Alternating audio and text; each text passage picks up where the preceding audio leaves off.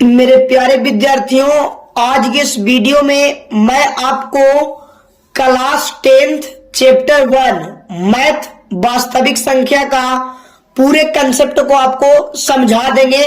NCERT math को हम लोग चैप्टर बाय चैप्टर सॉल्यूशन करने से पहले चैप्टर 1 वास्तविक संख्या का पहले कंसेप्ट पढ़ लीजिए। तो आइए, सबसे पहले है वास्तविक संख्या किसको कहते हैं। यानी वास्तविक संख्या को इंग्लिश में रियल नंबर कहा जाता है। तो वास्तविक संख्या किसे कहते हैं? परिमेय संख्या और अपरिमेय संख्या को समूह को, परिमेय संख्या और अपरिमेय संख्या के समूह को वास्तविक संख्या कहते हैं। वास्तविक संख्या दो प्रकार के होती है। वास्तविक संख्या कितने प्रकार के? दो प्रकार के। सबसे पहले आपको समझना है परिमेय संख्या यानी रिटेशनल नंबर, अपरिमेय संख्या माने इररिटेशनल नंबर। परिमेय का मतलब हो गया सर जी जो p/q के रूप में होता है। अपरिमेय माने जिसका पूर्ण वर्गमूल नहीं होता है। जैसे कि आइए हम लोग सबसे पहले परिमेय को समझिए अच्छे तरीका से। परिमेय संख्या किसको कहेंगे? वैसे संख्या जो p/q के रूप में हो, वैसे संख्या जो p/q के रूप में हो तथा जो q नॉट इक्वल टू 0 हो, उसे परिमेय संख्या कहते हैं। अपने मन से आप एग्जाम्पल लिख सकते हैं 3/4, 5/7, 6/8, 10/12, 16/20। अपने मन से आप परिमेय संख्या का एग्जाम्पल बटा में या आप सिंगल अंक जैसे कि 5, 6, 7 कुछ भी आप लिख सकते हैं। उदाहरण के तौर पर मैं आपको बोलूंगा कि आप लिख सकते हैं इस तरीके से। देखिए, आप लिख सकते हैं √16। √16 भी है जो परिमेय संख्या होगा। बोलिए कैसे? क्योंकि रूट वाला भी होता है परिमेय संख्या, बशर्ते उसका वर्गमूल निकलना चाहिए। आपको पता है कि 16 का वर्गमूल कितना होता है? 4 होता है ना जी। तो रूट में भी रहेगा तो वो परिमेय संख्या हो सकता है, बशर्ते उसका वर्गमूल होना चाहिए। तो आपको परिमेय संख्या समझ में आ रहा होगा। आप अपने मन से परिमेय में लिख सकते हैं 3/8, 6/12, 20/16। इस तरीके से आप परिमेय संख्या का एग्जाम्पल आप दे सकते हैं। यानी वैसे संख्या जो p/q के रूप में हो तथा जो q नॉट इक्वल टू 0 हो। यानी q नॉट इक्वल टू 0 कहने का मतलब होता है, आइए समझते हैं यहाँ पे। जैसे कि अगर आप अंक में यानी ऊपरे 5 और नीचे 0 है, अगर आप 0 से 5 में भागा दीजिएगा तो ये अनडिफाइन होता है, माने सोल्व नहीं होगा। अगर ऊपरे 0 है और नीचे 3 है, इस कंडीशन में अगर आप भागा देते हैं तो ये 0 होता है और 0 एक परिमेय संख्या होती है। तो आपको ऐसे पता चलना चाहिए कि 0 से अगर कोई अंक में भागा देते हैं तो अनडिफाइंड माने उसका सोल्व नहीं होगा। बशर्ते आप 3 से भागा दीजिएगा, कोई अंक से भागा दीजिएगा 0 में तो 0 आता है और 0 एक परिमेय संख्या होती है। तो आपको परिमेय संख्या अच्छा से पता चल गया होगा। ठीक है जी।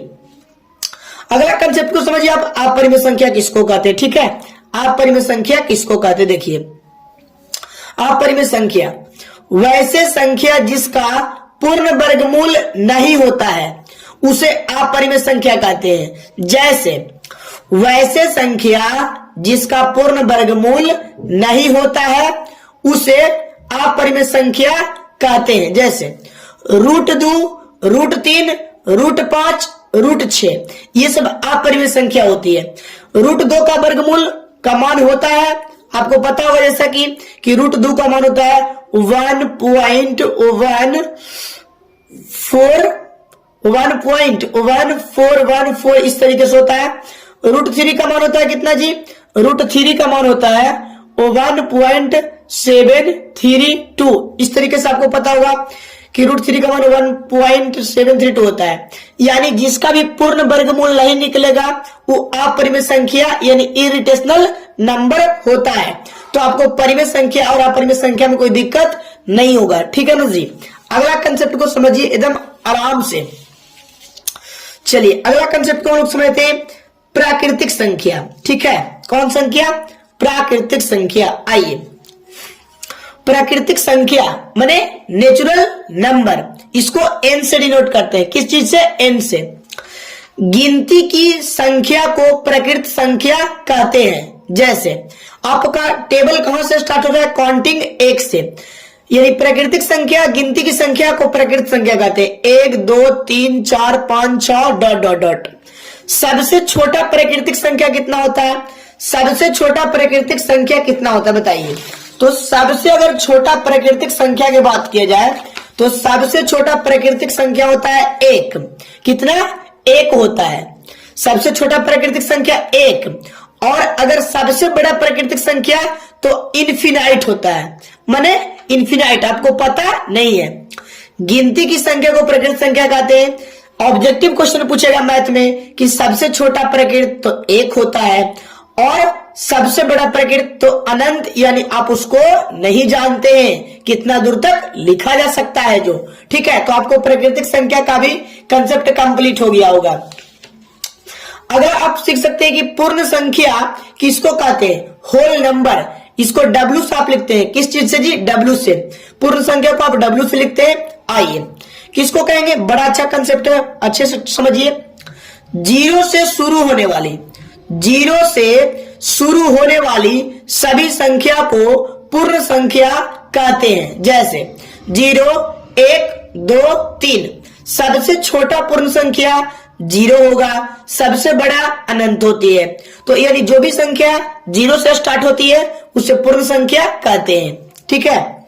चलिए आइए अभाज्य संख्या का कंसेप्ट समझते हैं। अभाज्य संख्या किसको कहते हैं, यानी प्राइमरी नंबर, ठीक है। अभाज्य संख्या को इंग्लिश में क्या कहते हैं, प्राइमरी नंबर।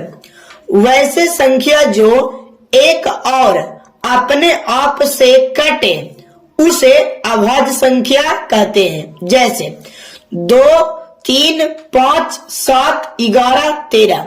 एक एग्जाम्पल से आप अच्छा से समझिए कि अभाज्य संख्या को हम लोग कैसे समझा जाए अच्छे तरीका से। यानी ऐसा ऐसा आपको अंक चुन के लेना है जिसका फैक्टर कितना होना चाहिए, 2 गो। जैसे अगर हम 5 इसमें एग्जाम्पल में दिए हुए हैं तो आप 5 का गुणनखंड तोड़िएगा, फैक्टर तोड़िएगा तो 1 से कटेगा और केवल 5 से कटेगा। यानी जिसका जिसका भी गुणनखंड 2 गो होगा, जिस भी संख्या का गुणनखंड 2 गो होगा उसे हम लोग अभाज्य संख्या कहते हैं, यानी इंग्लिश में प्राइमरी नंबर। उसी तरीके से आप एग्जाम्पल इसमें हम लोग दिए हुए हैं कितना, 13। तो 13 को आप फैक्टर तोड़िएगा तो कटेगा 1 से और 13 से, ठीक है। यानी जिस भी संख्या का गुणनखंड केवल और केवल 2 गो होती है, केवल और केवल 2 गो होती है, उसे अभाज्य संख्या कहते हैं, ठीक है जी। तो आपको पता चल गया कि अभाज्य का मतलब एक और अपने आप यानी स्वयं से कटता है, उसे अभाज्य संख्या कहते हैं। यानी फैक्टर कितना होना चाहिए, तो फैक्टर केवल और केवल 2 गो होना चाहिए। चलिए अगला कंसेप्ट को समझिए, भाज्य संख्या क्या होता है सर। ये भी बड़ा अच्छा कंसेप्ट है, बोर्ड एग्जाम में पूछा जाता है मैथ का पेपर में। चलिए भाज्य संख्या देखिए, ठीक है। चलिए आइए भाज्य संख्या, भाज्य संख्या देखिए बड़ा अच्छा पेपर है जी, है ना। चलिए भाज्य संख्या सबसे पहले इसको इंग्लिश में कहते हैं कंपोजिट नंबर।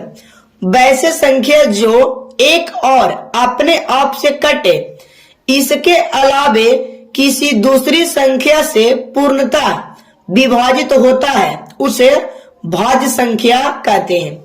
आपको बात ये पता चलना चाहिए, समझिए सबसे पहले। जैसे एग्जांपल 4 6 8 10, आइए समझते हैं। यानी भाज्य संख्या कहने का मतलब जिसका गुणनखंड जो होगा सर जी 2 गो से क्या होगा, ज्यादा होगा। जैसे अगर आप 4 एग्जांपल लिए हुए हैं, सबसे छोटा भाज्य 4 और सबसे बड़ा भाज्य पता नहीं है, यानी अनंत होगा, इन्फिनिटी होगा। तो 4 आप भाज्य संख्या में एग्जांपल लिए हो तो पता कैसे चलेगा कि ये कंपोजिट नंबर है। तो आइए 4 को आप फैक्टर तोड़िएगा, 1 से कटेगा, 2 से कटेगा, 4 से कटेगा। यानी जिस भी संख्या का फैक्टर, जिस भी संख्या का गुणनखंड 2 गो से ज्यादा हो जाए, जिस भी संख्या का फैक्टर 2 गो से ज्यादा हो जाए, उसे हम लोग भाज्य संख्या कहते हैं।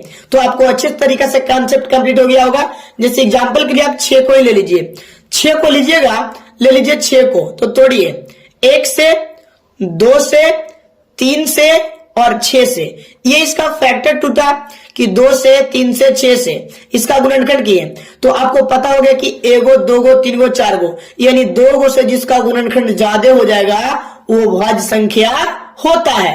ठीक है जी, आपको अच्छे तरीके से पता चल गया होगा। ठीक है, चलिए अगला कंसेप्ट हम लोग समझते हैं पूर्णांक संख्या ना जी। पूर्णांक किसको कहेंगे, चलिए अच्छा से समझिए।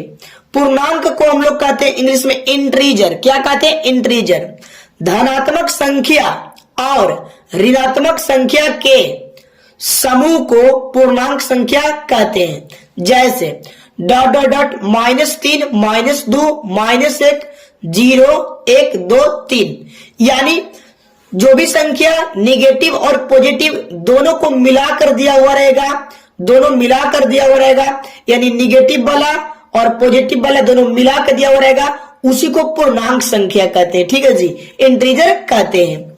अगला कंसेप्ट को समझिए, चलिए सम संख्या समझिए। सम संख्या माने इवन नंबर। सम संख्या माने इवन नंबर, वैसे संख्या जो 2 से पूर्णतः विभाजित हो उसे सम संख्या कहते हैं। जैसे 2 4 6 8 10 यानी इसमें जितने भी संख्या आपको दिया हुआ होगा वो 2 से पूरा पूरा कटेगा। अगर कोई संख्या 2 से नहीं कटेगा तो वो सम संख्या नहीं होगा। ठीक है जी, ये 2 से नहीं कटेगा वो सम संख्या नहीं होगा। तो यानी 6 तो 2 से कटता है, 8 तो 2 से कटता है, 10 तो 2 से कटता है, यानी 2 से जितने भी संख्या कटने वाला होगा वो सम संख्या होगा। चाहे 180 हो, चाहे 220 हो, चाहे 132 हो, कोई भी संख्या जो 2 से कटेगा वो सम संख्या होगा। ठीक है, चलिए विषम संख्या देखिए। विषम संख्या ऑड नंबर। विषम संख्या ऑड नंबर, वैसे संख्या जो 2 से पूर्णतः विभाजित नहीं हो उसे विषम संख्या कहते हैं। जैसे 1 3 5 7 9 यानी 2 से नहीं कटना चाहिए। अब 1 2 से नहीं कटता है, 3 भी 2 से नहीं कटता है, 5 भी 2 से नहीं कटता है, 7 भी 2 से नहीं कटता है और 9 भी 2 से नहीं कटता है। यानी जो भी संख्या 2 से नहीं कटेगा, जो भी संख्या 2 से नहीं कटेगा उसे विषम संख्या कहते हैं। जैसे 15 भी आप लिख सकते हैं, 11 भी आप लिख सकते हैं, 17 भी आप लिख सकते हैं, 18 नहीं लिख सकते हैं क्योंकि 18 2 से कटता है तो 18 सम संख्या हो जाएगा। 2 से कटने वाला सम संख्या और 2 से न कटने वाला विषम संख्या। तो 21 लिख सकते हैं, 23 लिख सकते हैं, 25 लिख सकते हैं, यानी जो 2 से नहीं कटेगा वो टोटल संख्या विषम संख्या कहलाती है। अगला कंसेप्ट को समझिए, सह अभाज्य संख्या। सह अभाज्य संख्या किसको कहते हैं, वैसे संख्या जिसका HCF माने मसा 1 हो उसे सह अभाज्य संख्या कहते हैं। जैसे 2,3 3,5 7,13 अभाज्य रहना चाहिए। अभाज्य का HCF निकालिएगा 2 और 3 का, HCF आप निकालिएगा 2 और 3 का तो 1 आएगा, है ना जी। HCF कितना आना चाहिए, 1 आना चाहिए, उसी को हम लोग कौन कहते हैं, भाज्य संख्या। अभाज्य सह अभाज्य संख्या। जैसे एग्जाम्पल देखिए लेते हैं, ठीक है। 2 और 3 दिया हुआ है अभाज्य संख्या, इसका HCF निकालिए। 2 से 3 में 1 बार, 2 1 से फिर 2 में 2 बार, ये 2 कट गया ना जी। ये हो गया कितना, ये 1 हो गया कौन सी, HCF। यानी जिसका भी HCF कितना होगा, 1 होगा, वो सह अभाज्य संख्या कहलाता है। तो मुझे आशा है कि आपको वीडियो बहुत ही अच्छा लगा होगा। चैनल पर पहली बार है तो चैनल को सब्सक्राइब कर दीजिए, वीडियो को लाइक कर दीजिए और वीडियो को शेयर कर दीजिए। और NCERT के पूरे मैथ इस चैनल पर सॉल्यूशन चैप्टर बाय चैप्टर आपको मिलेगा।